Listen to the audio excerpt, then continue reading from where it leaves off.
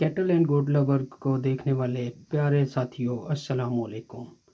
प्यारे दोस्तों, जैसा कि आप सबको पता है, आजकल सर्दी अरूज पे है और हर फार्मर परेशान है कि सर्दी में जानवरों को बीमार होने से बचने के लिए कैसे हिफाजती इक़दामात में इजाफ़ा करके उनको बचाएं या और जानवर जो है वो सेहतमंद रहें। तो प्यारे दोस्तों, आज जिस मैं इंजेक्शन के बारे में बात करने जा रहा हूँ वो भी इसी सीज़न के मतलब जो बीमारियाँ लाहक हैं जानवरों को, उसी के मतलब मैं आपको बताऊँगा।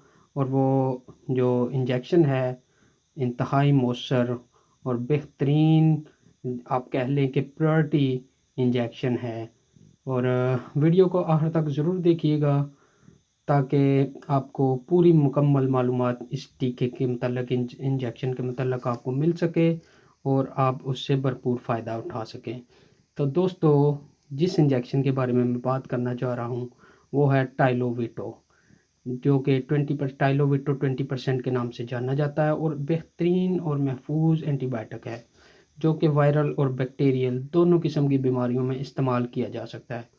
दोस्तों, टाइलोविटो इंजेक्शन बेल्जियम से इंपोर्ट किया गया है। इंतहाई बेहतरीन कम्बिनेशन है जो कि वीएमडी कंपनी ने इसे इंपोर्ट किया है पाकिस्तान में और तकरीबन हर अच्छे मेडिकल स्टोर पे अवेलेबल है। तो प्यारे दोस्तों, अगर मैं इसमें फार्मूलेशन की बात करूं तो इसमें टाइलोसिन साल्ट है जो कि 200 mg फी मिलीलीटर के हिसाब से है। ये एक एंटीबायोटिक साल्ट है जो कि ग्राम पॉजिटिव और नेगेटिव बैक्टीरियल और वायरल दोनों बीमारियों में इंतहाई मुफीद है। दोस्तों, बड़ा ज़बरदस्त कम्बिनेशन है। तो आगे मैं इसके इस्तेमाल और अलामत के बारे में आपको सबसे पहले मैं अलामत के बारे में थोड़ा सा डिस्कस कर लूँ कि बड़े जानवरों में फॉर एग्ज़ाम्पल जो बीमारियां लाहक होती हैं उनमें सबसे चूँकि आजकल सर्दी का सीज़न है तो सर्दी में आपको पता है ज़रा सा जानवर अंदर बाहर देर से या कह लें कि थोड़ी सी भी लापरवाही हो गई तो जानवर जो है वो बीमार हो जाता है, जिसमें सबसे मौजू बीमारी जो आप कह लें कि इस सीज़न में सबसे ज़्यादा होने के चांसेस होते हैं वो होती है नमूनिया। ठीक है। तो नमूनिया या जिसमें रेस्पिरेटरी ट्रैक जो है वो लाजमी इफ़ेक्ट होता है। ठीक है, यानी सांस की बीमारियां और नमूनिया। इसके अलावा मेस्टाइटस जिसको थनों की सोजिश बोलते हैं, इसमें भी इंतहाई मुफीद है।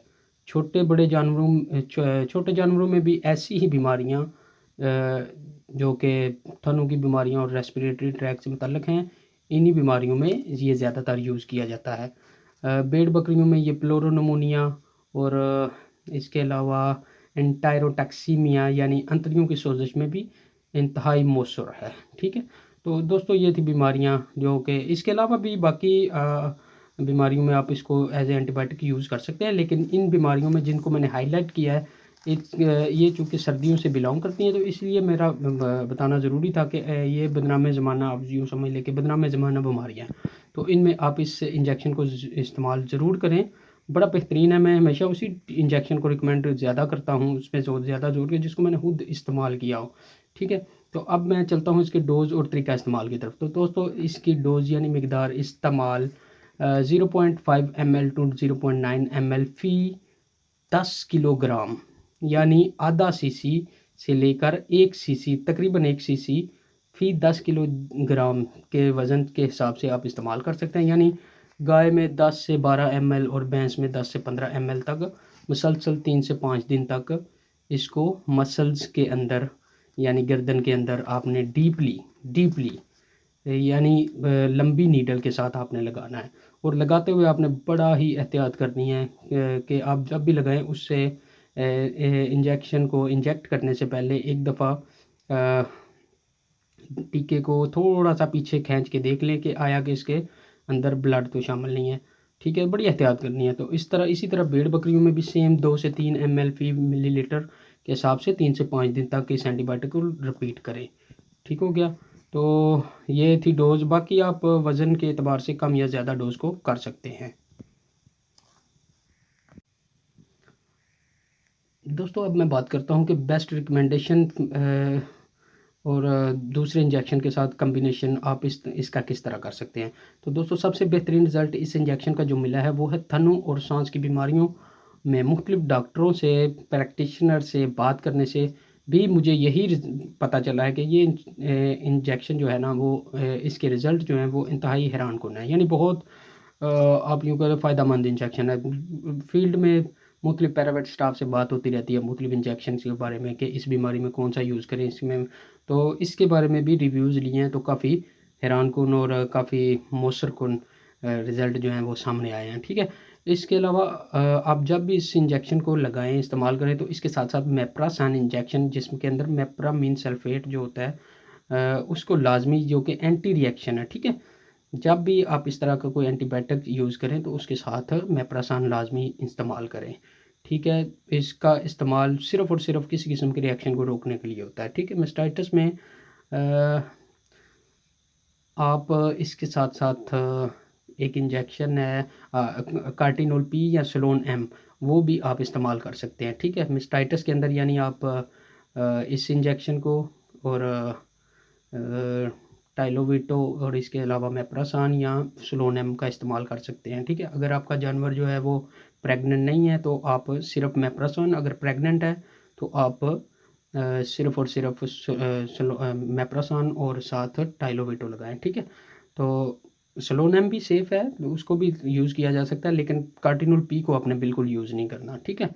तो दोस्तों अब मैं चलता हूँ वार्निंग की तरफ कि वार्निंग क्या है, ठीक है। तो आजकल मैं आपको ये भी बताना लाजमी समझता हूँ कि कुछ इंजेक्शन जो होते हैं उनका रिएक्शन भी आपको देखने को मिलता है। तो मैं पहले भी थोड़ा सा हाईलाइट कर चुका हूँ कि इसको जब भी आपने इंजेक्ट करना है तो सिरिंज को इंजेक्ट करने से पहले उसको बैक करके लाजमी देखें कि इसके अंदर ब्लड तो नहीं आ रहा। अगर ब्लड आ रहा है तो इंतहाई ये एक शॉकिंग इसका जो है वो आपको आउटकम मिल सकता है। जानवर जो है वो तेज़ी से शिवरिंग करने लग पड़ेगा और सम टाइम तो मौत वाक़या हो जाती है। तो इससे आपने घबराना नहीं है। अगर ऐसी सूरत हाल हो तो फ़ौरन से आपने जानवर को मेप्रासान लाजमी साथ लगाना है और इसके अलावा आपने थोड़ा सा दूध गर्म करके उसमें घी वगैरह, डालडा घी मिल जाए, कोई भी मिल जाए, तो वो 2-3 जो है ना 1 किलो पिला देना, ठीक है। और इसके अलावा तेज़ बुखार में इसको बिल्कुल इस्तेमाल ना करें, बिल्कुल भी तेज़ बुखार में। पहले आप टेम्परेचर को डाउन करेंगे और उसके बाद आप ये लगाएंगे, अदरवाइज़ ये इंजेक्शन जो है वो बहुत इरिटेट करेगा, आपको तंग करेगा, ठीक है। तो ये 2 जो थी वो आपने वार्निंग है, एहतियात समझ लें, वार्निंग समझ लें, इनको मद्देनज़र रखते हुए आपने इस इंजेक्शन को लगाना है। तो दोस्तों ऑलमोस्ट पूरा टॉपिक कवर हो गया है। अगर मज़ीद कोई क्वेश्चन आपके माइंड में आता है तो आप मुझे लाजमी कमेंट सेक्शन में बताएं। और इसके अलावा वीडियो जो है ना वो उसके एंड पे यही रिक्वेस्ट है कि वीडियो के मतलब किसी किस्म का भी क्वेश्चन हो तो आप मुझसे पूछ सकते हैं और मेरे इस चैनल को लाइक और सब्सक्राइब लाजमी करें और बाकी किसान दोस्तों को, मवेशी पाल हजरात को लाजमी ये इन्फॉर्मेशन शेयर करें। जैसे मैं वीडियो बनाना अपने आप पे लाजिम अब समझता हूँ, तो अब मेरी इन्फॉर्मेशन को आगे पहुँचाना ताकि किसी भाई का ज़रूर फ़ायदा हो जाए, तो ये आप पे डिपेंड करता है कि आप भी उसको लाजमी शेयर करें। Thank you. खुश रहें, मुस्कुराते रहें। मेरी तरफ से अल्लाह हाफ़िज़। मिलते हैं नेक्स्ट किसी टॉपिक में के साथ किसी नेक्स्ट वीडियो में। अल्लाह हाफ़िज़।